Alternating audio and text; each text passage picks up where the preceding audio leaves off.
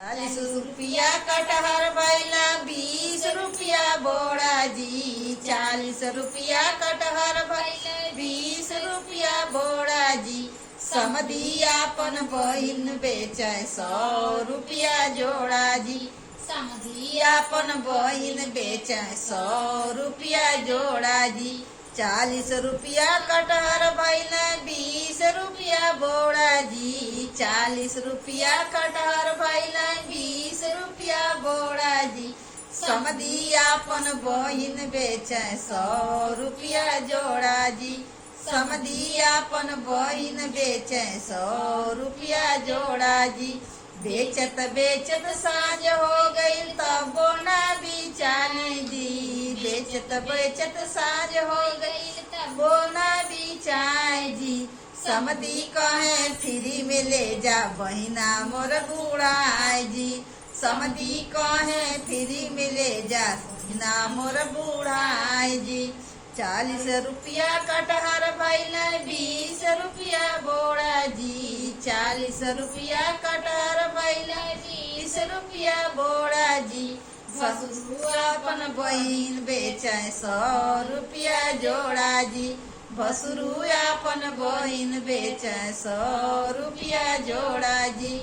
बेचत बेचत साँझ हो गई तबो ना बिचाले जी। बेचत बेचत साँझ हो गई तबो ना बिचाए जी।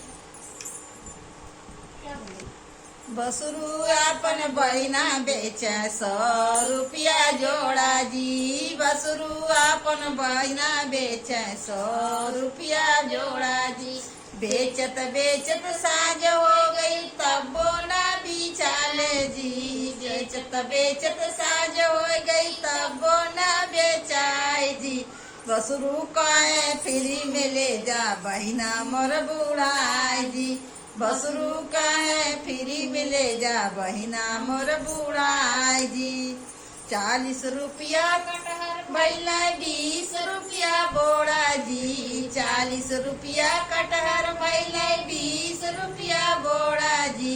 देवरू अपन बहिन बेचे 100 रुपया जोड़ा जी। देवर अपन बहिन बेचे 100 रुपया जोड़ा जी।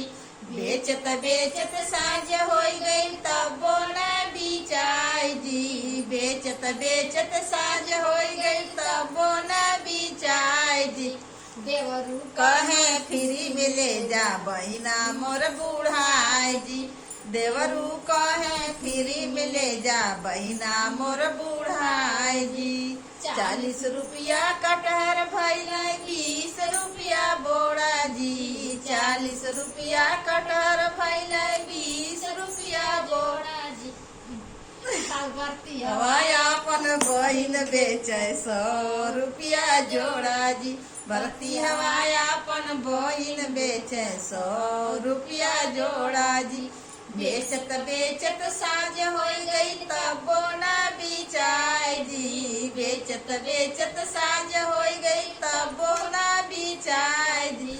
बरतियवा कहे फ्री में ले जा बहिनी मोर बुढ़ा जी। बरतियवा कहे फ्री में ले जा बहिनी मोर बुढ़ा जी। ₹40 कटहर भैला 20 रुपया बोड़ा जी। ₹40 कटहर भैला 20 रुपया बोड़ा जी। दुल्हा अपन बहिन बेचे 100 रुपया जोड़ा जी। दुल्हा अपन बहिन बेचे 100 रुपया जोड़ा जी। बेचत बेचत शाम हो गई तबो ना बिचाए जी। बेचत बेचत शाम हो गई तबो ना बिचाए जी। दुल्हा कहे फ्री में ले जा बहिना मोर बुढ़ाए जी। दुल्हा कहे फ्री में ले जा बहिना मोर बुढ़ाए जी। दुल्हा कहे फ्री में ले